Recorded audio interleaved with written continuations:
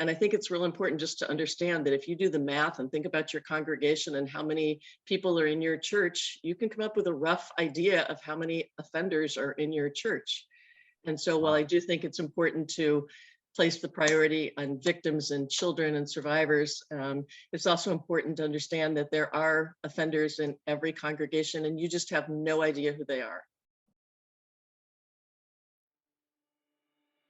One of the problems in a faith community is when you meet the sex offender, you often know this person. And so just to protect yourself, your brain is flooded with all the good memories. So I remember my mama died. He was there at 2 a.m. and comforted me. And he really walked me through the grieving process so well. Your mind floods with all those really good memories. And you distance yourself from whatever the evidence is. And if you're not trauma informed, you can easily say, oh, look at those victims. They abuse drugs and alcohol and they're promiscuous and so on and so forth. But if you understood trauma, you would often then recognize that those are often indicators of abuse. And we know offenders often target kids who are particularly vulnerable. About half the offenders we see tell us they were able to talk people out of believing kids and were able to continue offending.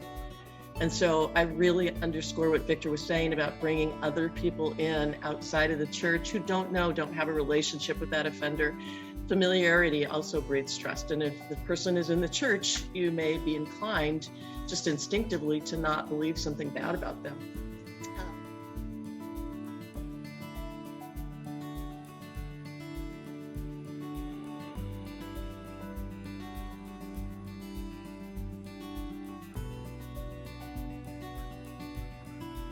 Good morning, everyone, and thanks for joining us today for a Grace Live conversation.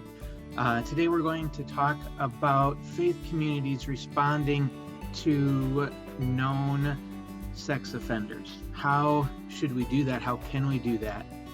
Before we get into our conversation, I want to tell you a little bit about Grace and then introduce our two amazing guests today. Grace works with Christian faith communities to recognize, prevent, and respond to abuse, many types of abuse. We started with a focus really on child abuse, and while that's still a big part of what we do, we've expanded also to address other forms of abuse, clergy abuse, spiritual abuse, harassment, and other forms of abuse and misconduct that may occur within our faith communities.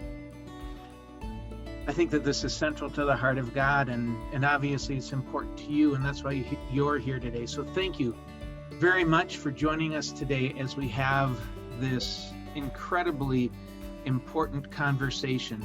As you saw in some of the slides, as you were entering, there's a Q&A button at the bottom of your screen. Please feel free to click on that and put in questions.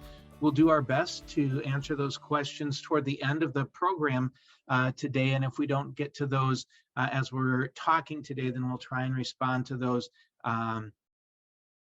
in writing in some way later.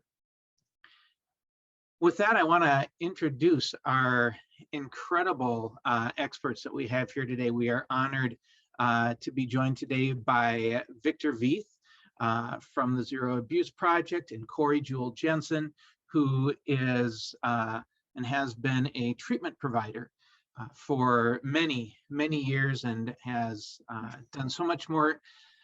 I'm just not going to be able to do justice to all that the two of you have done in this field. So I'm going to ask you to introduce yourselves. Victor, do you want to start out by just giving us a little bit of your background, letting us know who you are? Sure. I've been in child protection for 33 years. I was a prosecutor in Minnesota for almost 10 years. I then went to our nation's capital, worked with the National District Attorneys Association for a decade. 8 of the 10 years I was with them, I directed their National Center for Prosecution of Child Abuse.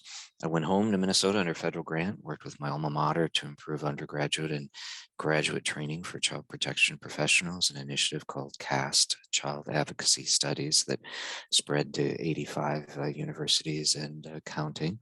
Also done a fair amount of work of addressing abuse within faith communities. I'm board of directors of Grace that works to address abuse in the Christian community, board of directors of Sacred Spaces that works to address abuse within Jewish communities, and our own Zero Abuse Project has an initiative called Keeping Faith, where we try to train faith leaders and child protection leaders to coordinate work together to address the spiritual needs of survivors and even offenders. So we did a fair amount of work on that topic, and it's good to be with you, Pete and Cory and everyone else today. So my name is Cory Jewell Jensen, and I am a recently retired sex offender treatment provider and evaluator from Oregon. And I joined the sex offender field in 1982. And so I'm coming up on 40 years in the field of sex offender work. And in addition, I've done a lot of training for a bunch of multidisciplinary teams around the country and in Europe and Canada. And currently, most of what I do is police training or MDT training. I'm no longer in a clinical setting, but the setting that I worked in was a forensic sex offender lab where we did a lot of treatment, a lot of forensic evaluations. We used a lot of polygraph, penile plethysmography. And during the time I worked there, we had about 7,000 sex offenders go through our clinic. And we had an opportunity to see an awful lot of cases. And oh gosh, about 20 years ago, started working with the faith community in Oregon here because we really felt like we needed to kind of share the wealthy information that we were acquiring about grooming and a whole bunch of other issues that we thought churches really needed to understand. I want to tell a quick story about how I actually ended up being involved in doing a little bit of training outside of my area. Way back in 1986. I was teaching a victim empathy class in our clinic. And at that point, there was a lot of focus on trying to help offenders understand the harm they'd done in hopes that it would maybe decrease their offending. That didn't always work so well, but sometimes it helped. But anyway, this one year I had a group of 12 child molesters in the room, and we were doing what we typically did, which was to watch a couple of documentaries on child abuse and sexual assault. And this one year I had 12 child molesters in the class, and we were watching a documentary called Breaking Silence, which depicted probably 10 adults who'd been molested as children.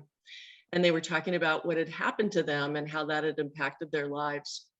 And towards the end of the film, the narrator was kind of starting to wrap the film up. And in the background, it was showing a woman who I think was a teacher working with a group of probably second grade kids.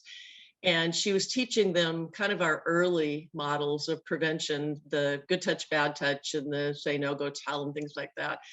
And she was having the kids stand up and say, my body's my own, and some things that later turned out to be good things.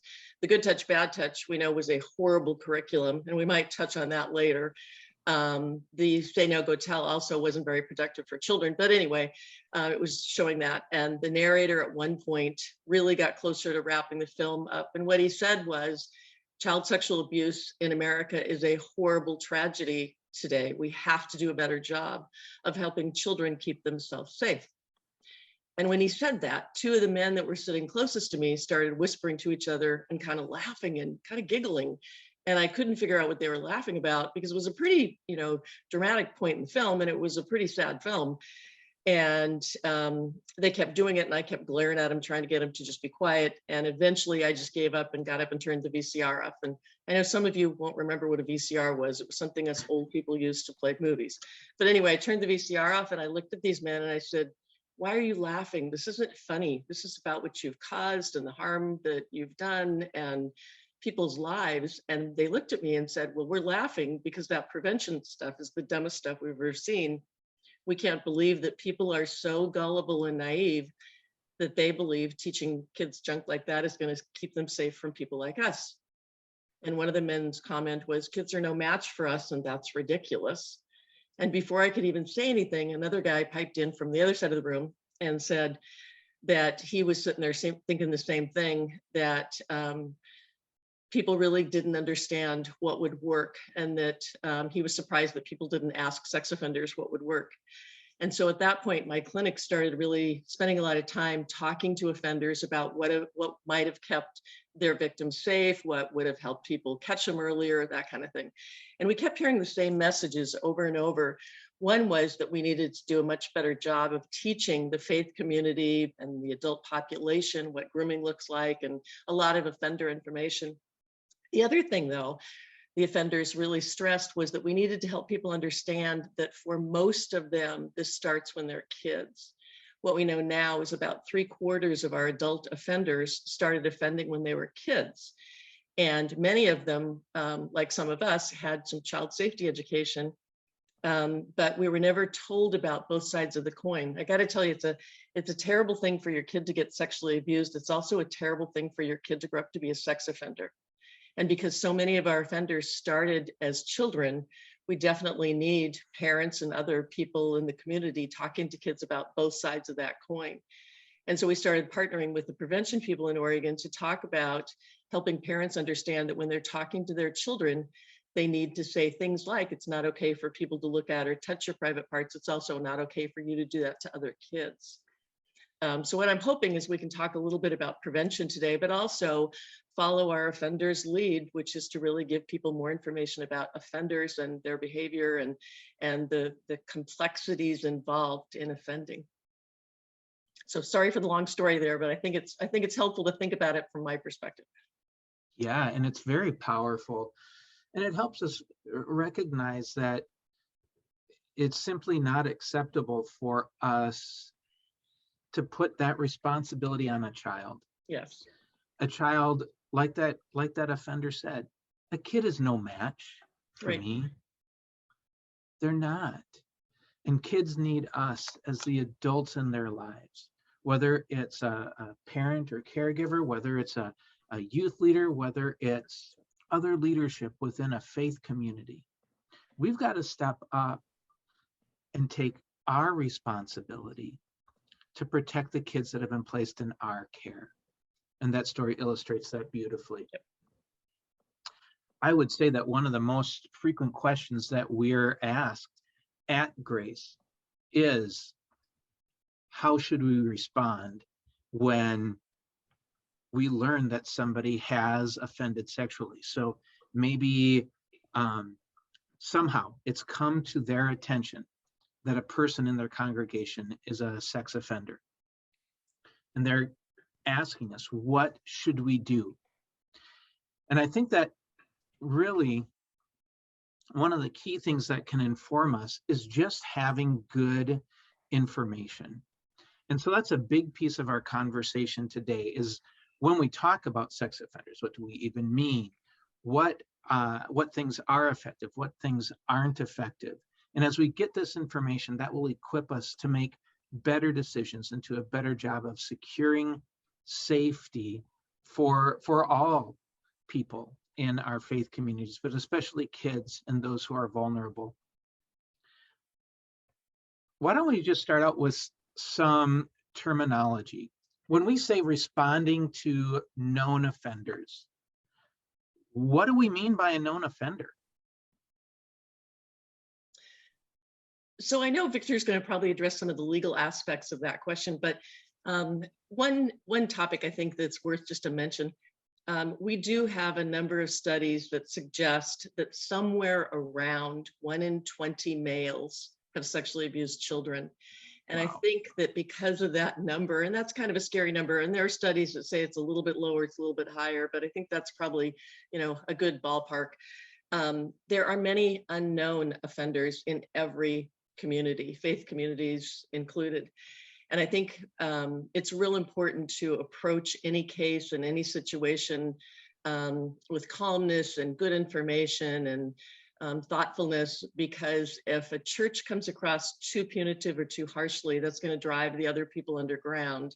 And in some cases I've seen in churches where they handled a situation just very carefully and very responsibly and cautiously, and brought other people in to help, figure out what was going on. And other offenders came forward and turned themselves in because of the way the church responded. And I think it's real important just to understand that if you do the math and think about your congregation and how many people are in your church, you can come up with a rough idea of how many offenders are in your church. And so while I do think it's important to place the priority on victims and children and survivors, it's also important to understand that there are offenders in every congregation and you just have no idea who they are. Pete, a known offender comes to our attention in typically one of two ways. The first is they've been convicted of a crime against a child, and it's on a public website, it's on a registry, it comes up in a criminal background check, and so we know they've committed a crime against a child. And the second way it comes to our attention, maybe they've never been prosecuted, maybe it's never even been reported to law enforcement, but a survivor comes to us and says, hey, 20 years ago, this man or woman molested me, and I just want you to know they're in your congregation. So information comes to us either through a registry or a background check, or somebody actually comes and tells us. And then, of course, the next challenge is, what does a church do with that information? What I say to churches is, the first thing you need to do, let's deal with the easier one. Somebody's on a registry, there's a conviction. Talk to his or her probation officer, sign releases if need be, speak to his or her sex offender treatment provider if they have one. Figure out what the law says. They may have a restriction where they can't be in a setting where children are present. Well, then it's not an option for them to come to your church. You can still meet their spiritual needs, and maybe you meet them at a restaurant and do a Bible study, or visit them at their house. You can give them a sense of fellowship, have a half a dozen mature folks who've had some training on intersecting with a sex offender. And you can think creatively without putting them in a situation where they violate the law. So what does the law say in terms of their restrictions, and fit within that? In consultation with the sex offender treatment provider, the probation officer, and others, it's always good to have 2 or 3 professionals you speak with. What would they recommend in terms of a limited access agreement? What would be safe for them to do or not to do? And then I would also say, review all the records you can access. Many records are public documents. You go to the courthouse and learn about this person. I once consulted on a case where the church said, oh, he sexually abused one kid at a party when he was drunk, and he right away drove himself to the police station, turned himself in, and pled guilty. And I said, he's lying to you. And the pastor said, that's not very Christian of you. How do you know? And I said, I know he's lying to you. It never happens that way. Drive to the courthouse and see what public documents are there. And a few days later, the minister called me and said, you're right. He actually was at a party and got drunk. I think Cory will agree with me. There's always a grain of truth in the lies they're telling you. And he did go and sexually molest a boy at the party, and somebody walked in on the crime, right? And that's how the police were called, and he was arrested on site. And then eventually he confessed to sexually abusing 10 children. And as part of a plea agreement, he pled guilty to molesting 1 child, and the other 9 counts were dismissed. So it was a whole lot more egregious than what he was telling the church. So as President Reagan said, trust but verify. I need to know as much as I can about what you actually did, and I can't perform pastoral care or other services unless I know as much as I can. So review those investigative records, and then bring in an outside expert, someone who really knows something about child abuse, to consult with you based on what the probation officer is saying, the treatment provider is saying, our review of the records we could access. This makes sense in terms of restrictions on this person. Some offenders are so dangerous, I don't think I want them to come to church at all. Some are relatively at low risk. There's a huge difference between somebody who molested half a dozen prepubescent children and somebody who was 19 and had sex with his 15-year-old girlfriend, and now she's an adult and they got married. The latter is just not in the same bucket as the former. So then, based on that, what sort of restrictions would be appropriate? Certainly they shouldn't be in youth ministry. You may want to say certain sections of the building you can't go into. You may say you need a chaperone. Here are the bathrooms or public areas I would like you in.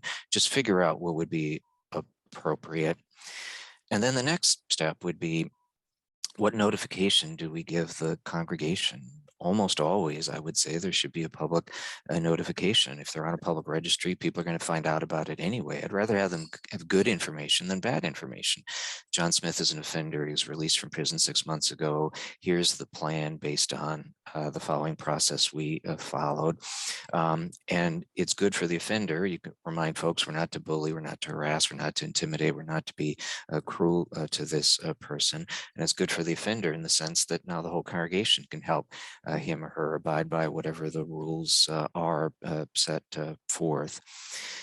And then say to the congregation, the door is open. We're happy to hear each of you individually if you have concerns, because you may have a congregant who's a survivor of abuse and they're okay. They think you've got a good plan, but it's just going to be triggering for them to be in the same room with this person.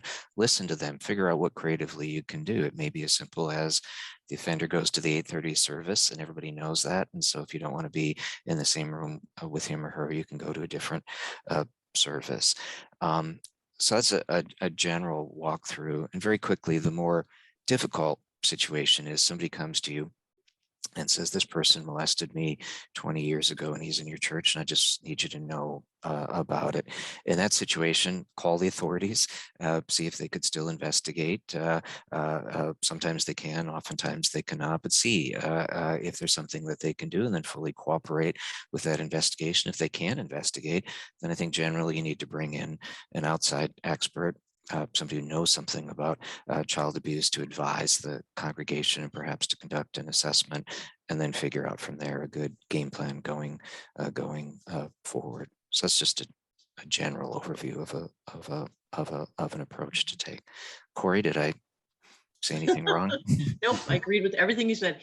I do want to go back a little bit to your initial discussion around lying. Yeah. I spent 40 years, in this clinic. And again, we worked with a lot of people and we employed, 10 different polygraph examiners. And the only people we ever hired had been police and they'd been detectives and they'd worked their way up to doing polygraph work. And they were pretty smart guys. None of us really could tell when people were lying. I was never able to do that. You have just as good a chance of flipping a coin and getting it right.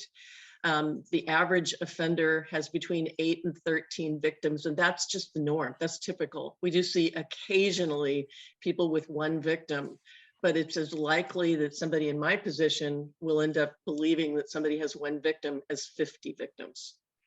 And certainly a dozen victims over the course of their life is easy to understand when you consider the fact that, again, most of the people we see started offending when they were kids. Over the course of their life, they either periodically or frequently offended. The average number of incidents per victim is about 10. And there are certainly huge differences, offender to offender, but those are just kind of the mid-range people. And over time, they learn very well how to lie and get away with this and manipulate people far better than most people, especially in the faith community, can appreciate. We go to church to trust people, be with people that we think are like us. And with that comes trust. And sometimes that is certainly not even in the best interest of an offender. But if somebody from the church or their family or a neighbor confronts them, guess who's in a better position to talk them out of believing the child than the offender, which is why about half the offenders we see tell us they were able to talk people out of believing kids and were able to continue offending. And so I really underscore what Victor was saying about bringing other people in outside of the church who don't have a relationship with that offender. Familiarity also breeds trust. And if the person is in the church, you may be inclined just instinctively to not believe something bad about them.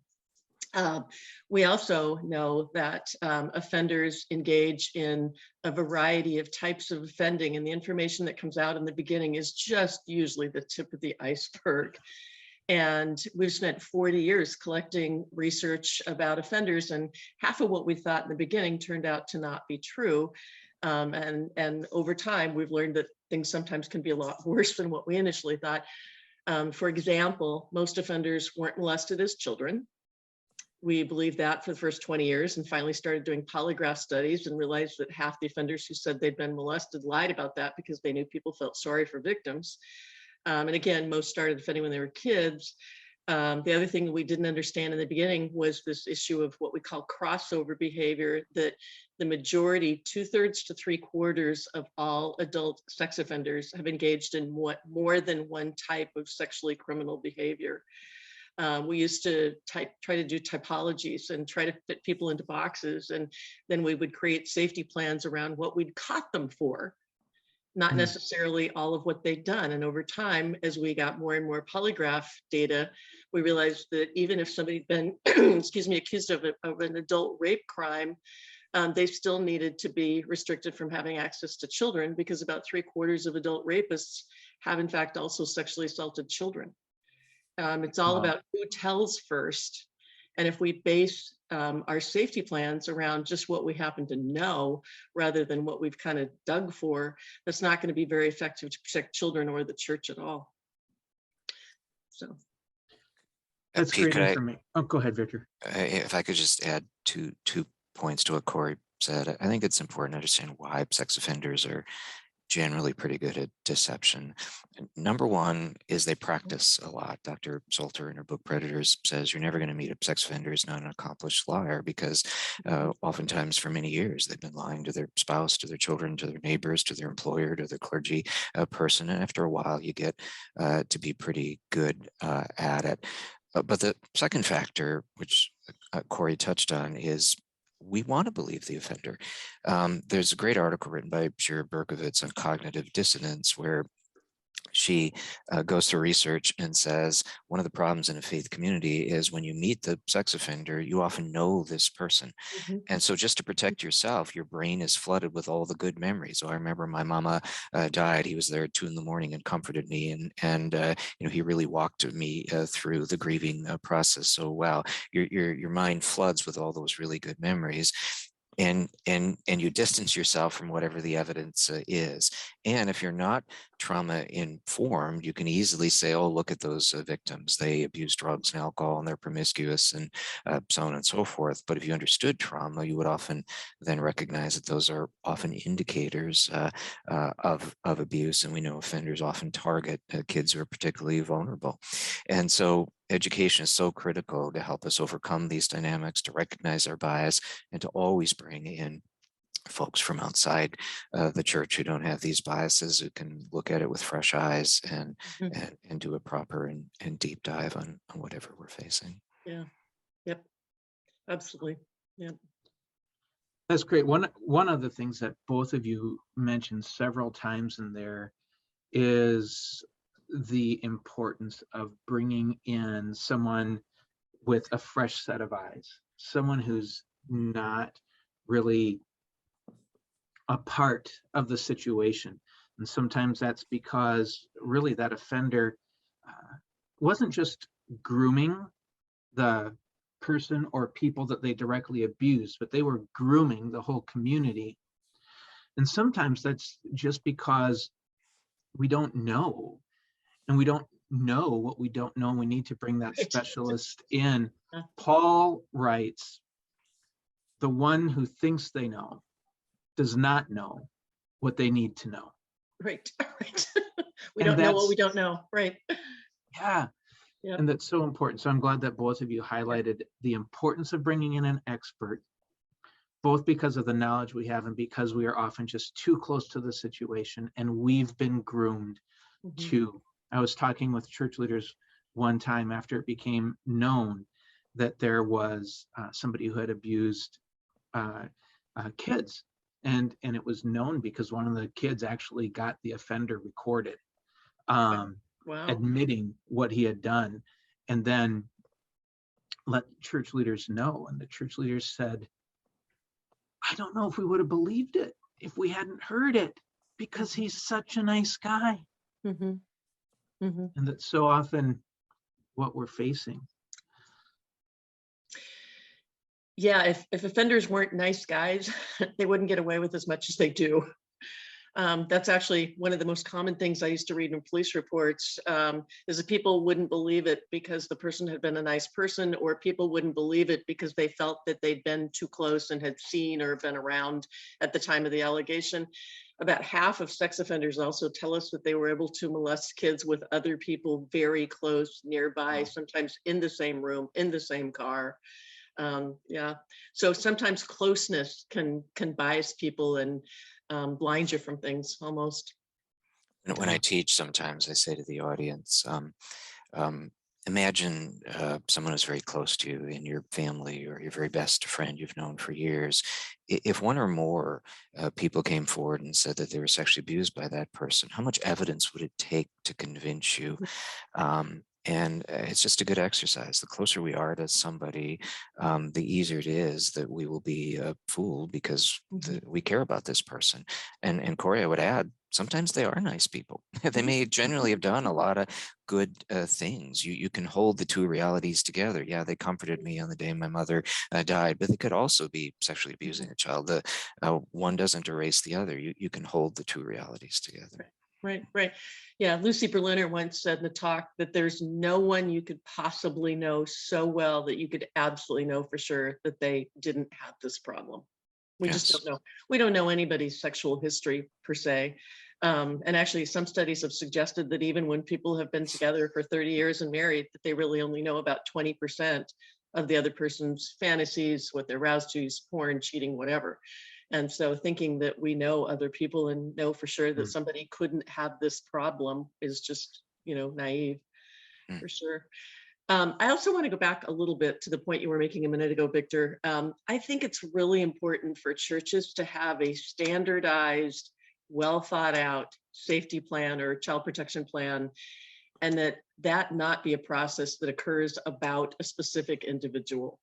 I think when safety plans are created about a specific case or individual offender, that can really backfire for a whole bunch of reasons. It's too personal. It sometimes has loopholes. I think it's a really good thing for churches to have a standard one that maybe another denominations come up with and they've adapted or whatever. I have a safety plan that we created for our sex offender program, and it's pretty strict. It's one that we felt we were comfortable with, and we're pretty conservative when it comes to letting offenders attend church.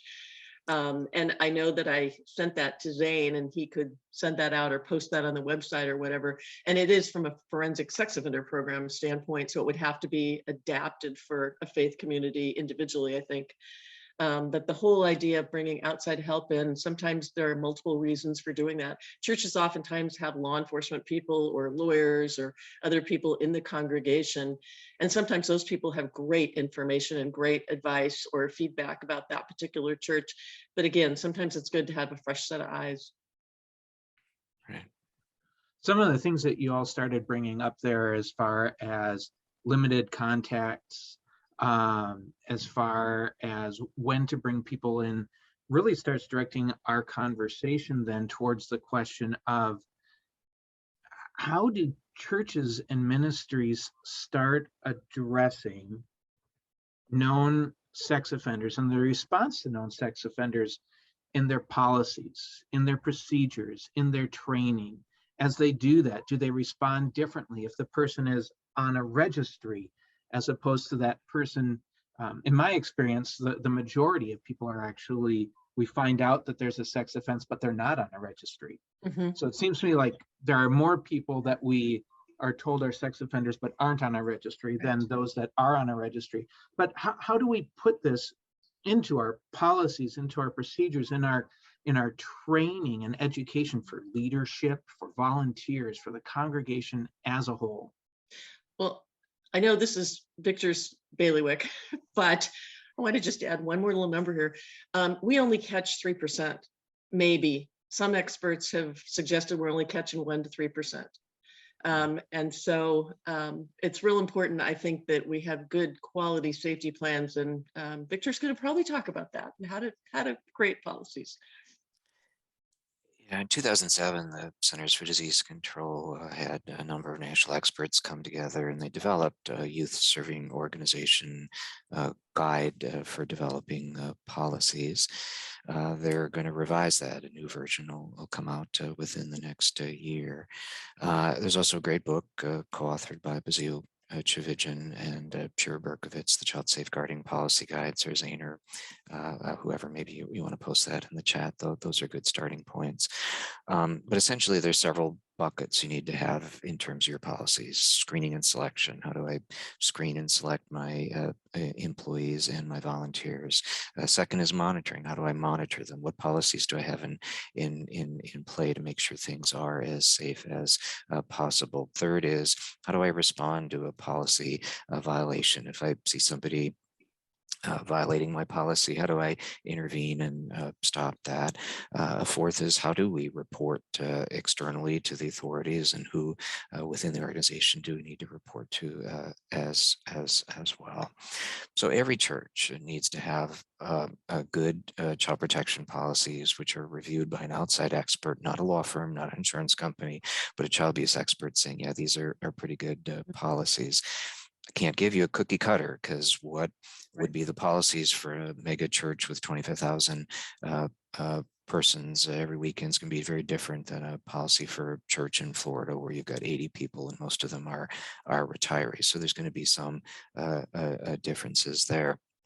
And then within those policies, you need to develop specific guidelines for how do you respond when sex offenders in your congregation.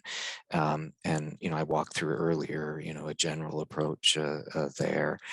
Every congregation needs to have a standing child protection committee, and those need to be your best trained folks who oversee the policies and make sure that this is always in the forefront of the minds of the congregation as a whole. The CDC recommends personal safety training for all the youth and the parents. And the reason for the youth is you're molested by the minister or whoever.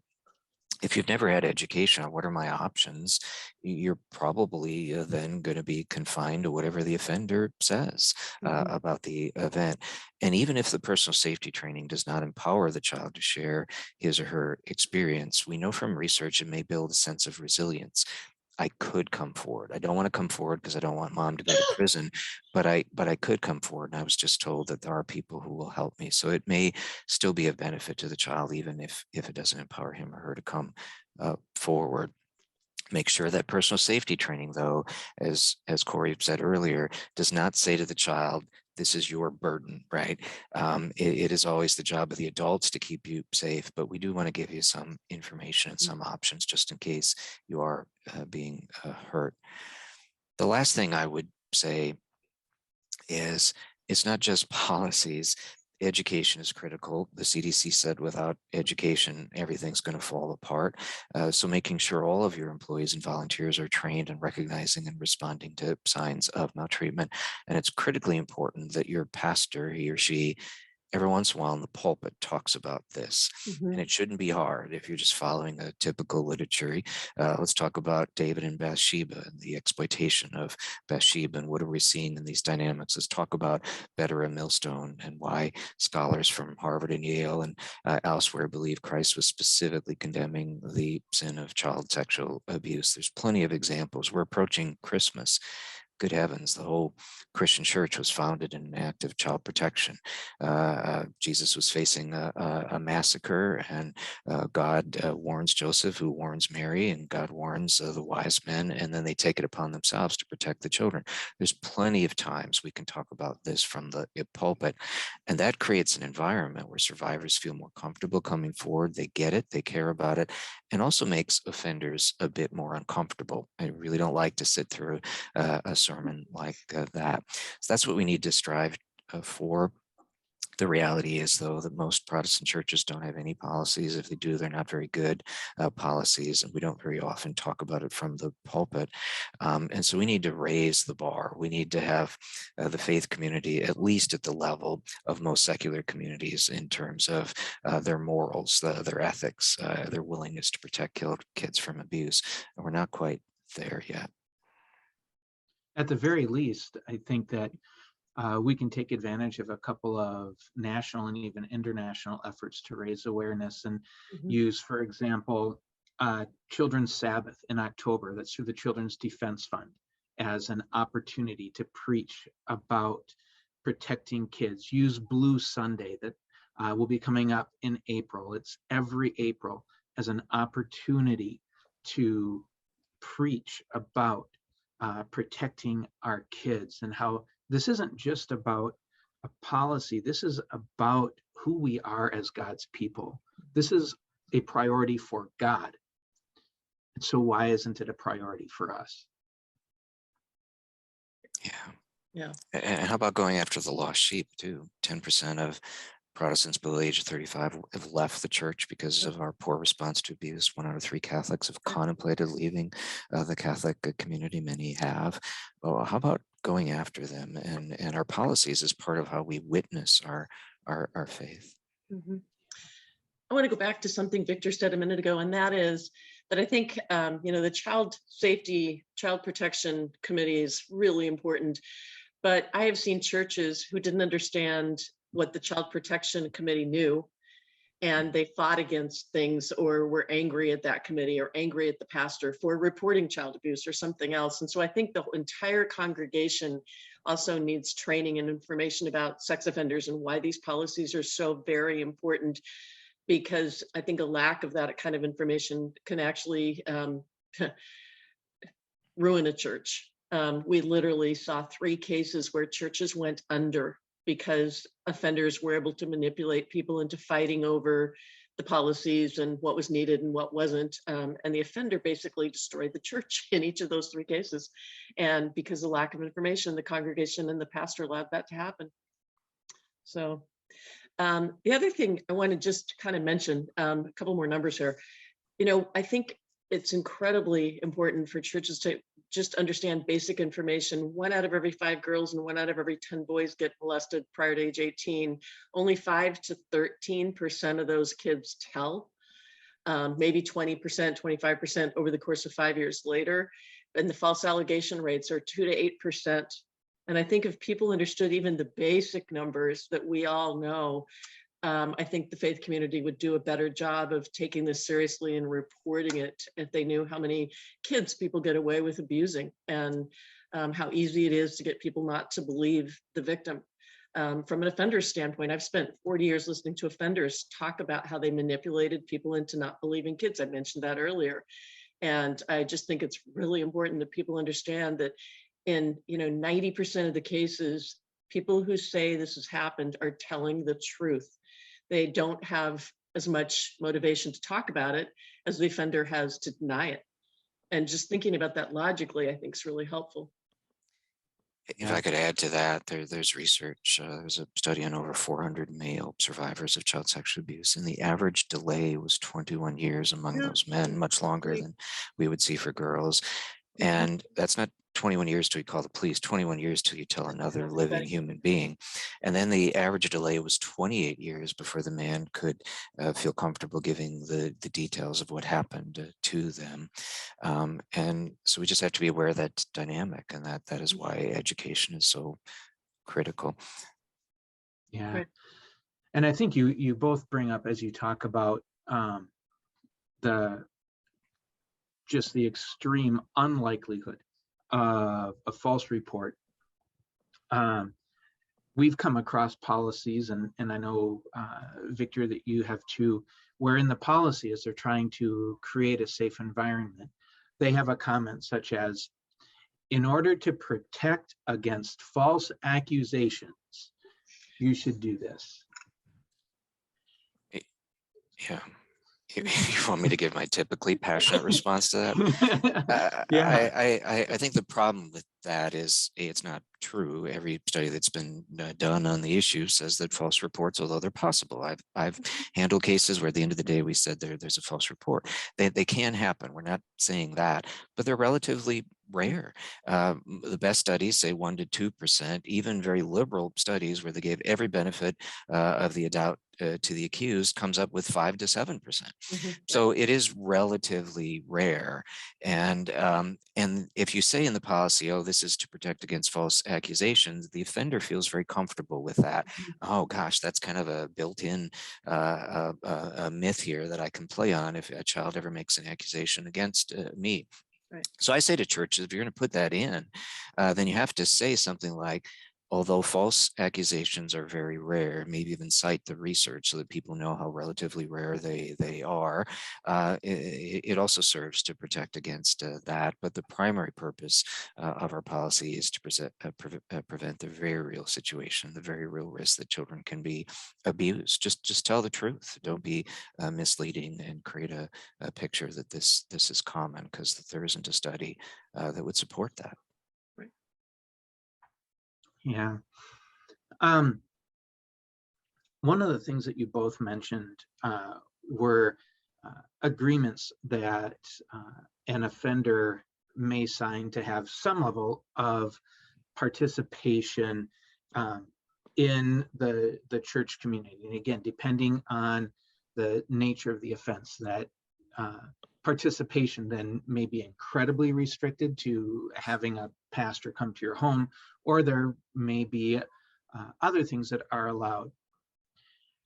Do either of you have an opinion on, in those agreements, should they just be addressing the known offender's behavior at church, or should they also include what is occurring outside the church?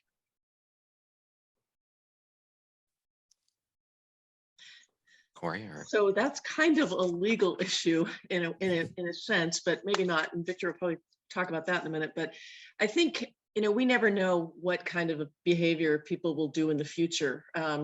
Very similarly, I said this earlier, 2/3 to 3/4 of offenders have committed more than one type of sexual crime. It used to be that we looked at offenders as intra or extrafamilial offending behavior patterns. And then we realized that about 3/4 of people who got caught molesting other people's children ended up admitting molesting their kids. And about 50% of people who got caught molesting I'm sorry, I said that wrong, backwards. But anyway, there's a lot of crossover between even people offending incest kind of situations and out of home stuff. I think that it's real important to protect both the children and the church, but also the offender from possibly offending in a different way in the future. And the more emphasis we can, or the more influence we can have through the church, the better for the offender and the better for the community and the family, for sure.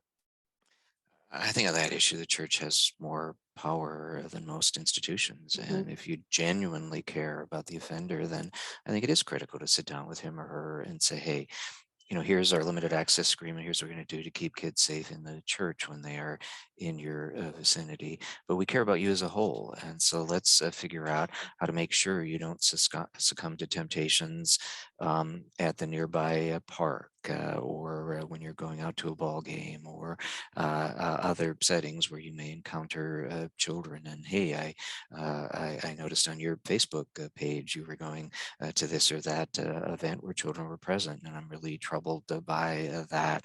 And so I think helping the person as a whole, not just when they're in your building, is a Christian responsibility.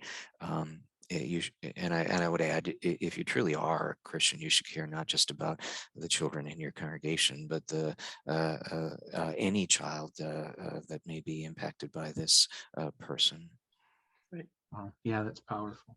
And part of treatment is helping people manage their behavior. And part of managing an offender's behavior for him is avoiding situations where kids are present, to minimize their contact with children. We told our offenders that if they were in a situation and had acquired a safety plan with the church and the probation office and us to be able to even attend regular services, if the kids came and sat in the same pew, sometimes they had to get up and move to a different pew to try to minimize their contact with kids. Yeah, if I could add why management is the goal here. There is no cure for pedophilia. Now, not every sex offender is a pedophile. It's a diagnosis. But if you have sexual attraction or preference to prepubescent children, that's not something a therapist can cure. But we can work with you to manage that. And Cory, you're the treatment provider, so weigh in if I got anything wrong there. Yeah. But there's no known cure for pedophilia. Right. You can't change a sexual preference once it's been established. All we can do is minimize potential risk. And the other thing I kind of want to go back to a little bit is you certainly may have somebody in your church who is low risk, but that might be an incorrect designation. It may be that whoever evaluated them or treated them or supervised them in the community through parole or probation didn't have all the information either. And I think that most churches need to treat all offenders like it's a high risk case and do that in a uniform manner, because if a church gets into the position of deciding who's low and who's high or medium risk, and they haven't treated everybody the same, that can really backfire. I know there are differences with juveniles And what we also know is that the earlier you address, identify, and deal with any problem, whether it's diabetes or marital problems or offending, the more likelihood you can resolve that. So with kids who've been caught engaging in inappropriate behavior, that's a different kind of whole talk. But with adults, I think it's, being super conservative and super careful, having everybody in the church know about the offender's history if they're going to attend regular services is probably a really smart thing to do, because you don't know if the offender's going to run into somebody at the grocery store and get themselves invited to that family's home for Sunday dinner, and then start preying on their children. So I think it's real important for the whole congregation to know, and for the church to be in the position of deciding how that information is disseminated and what information is disseminated, rather than for it to start through a gossip chain. And then the church doesn't have control of how that information is shared and who, delivers it. That's good. That's good. I think you guys have shared some incredible insight and great information, and I really appreciate it. I want us to jump to a few questions that have been put into the Q&A section. One of them that came was, if we see abusive traits in an individual, how can we intervene before those traits worsen? Cory, you want to? Actually, Victor, my cat is howling. Can you start? I'm sorry, I've got to go let a cat out, or it'll just keep making noise.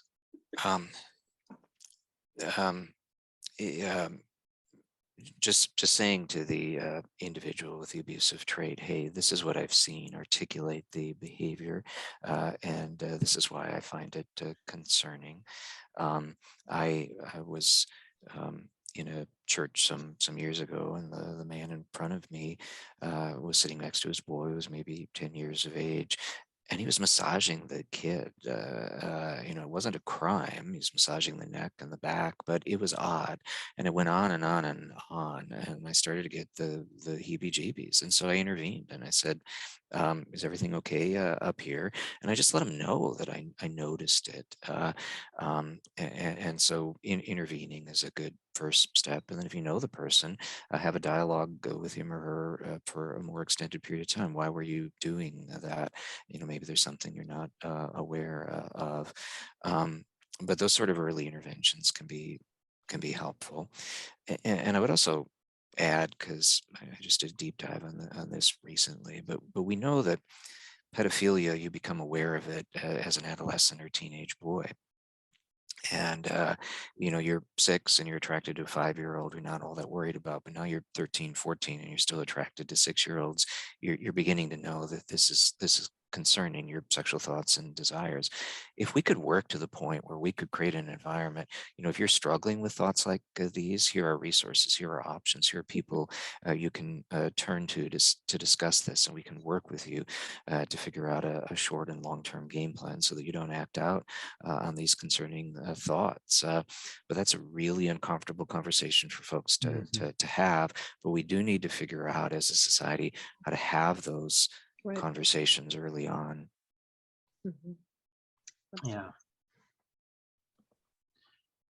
Another question that we got in was, what kind of background or experience would you want to see in an expert that you brought in? So everyone's mentioned how wise it is to bring somebody in, bring in an outside expert.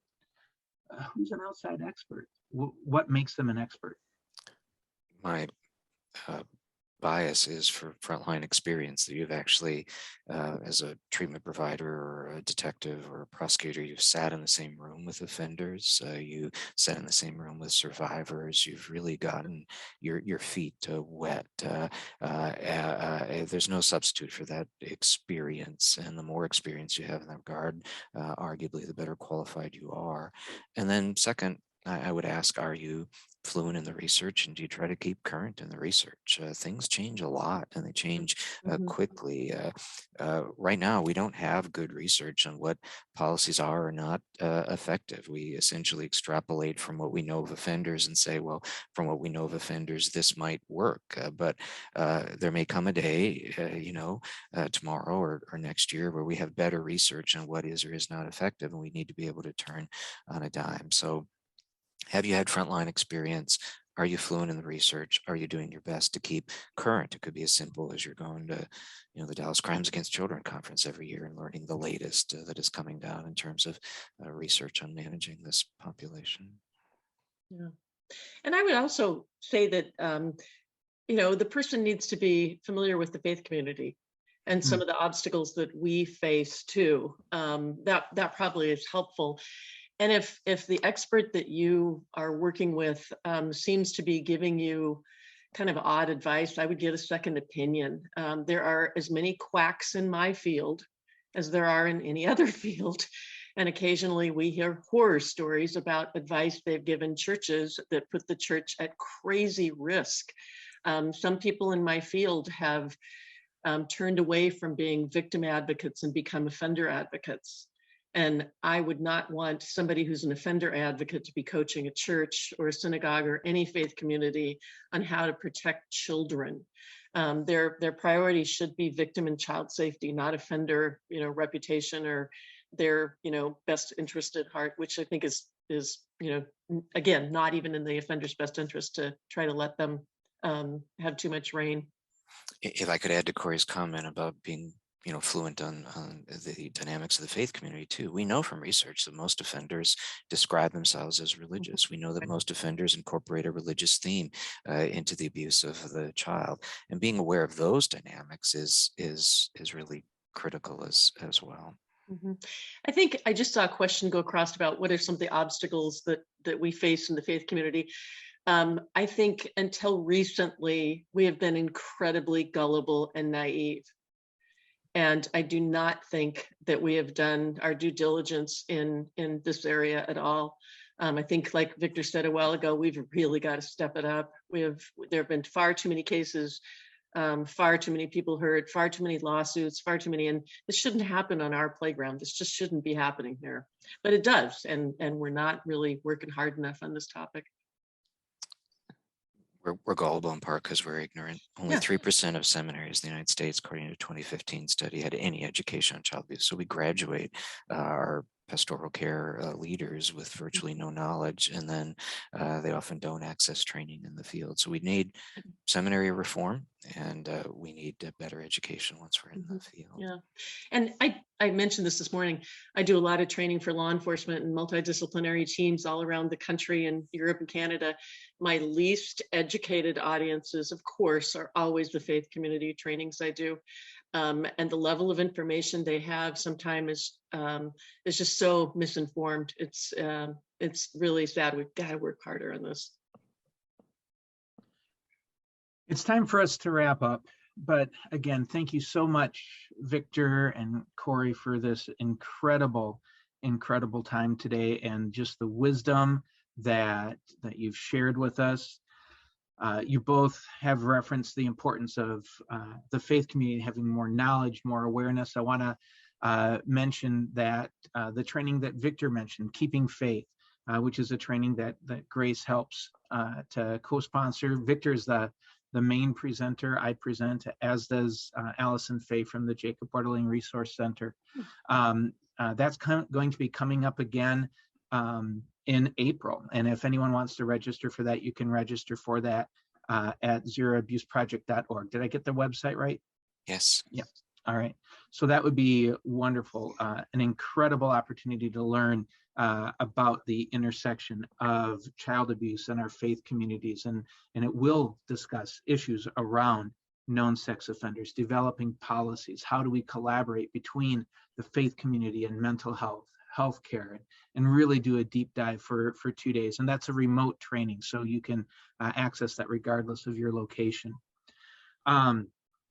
Additionally, I want to mention that coming up in the new year, as we continue doing our monthly Grace Live conversations, that we are going to take 6 months to really dig into what does it mean to be a church that understands trauma, to be a church that can minister and care for people who've experienced trauma.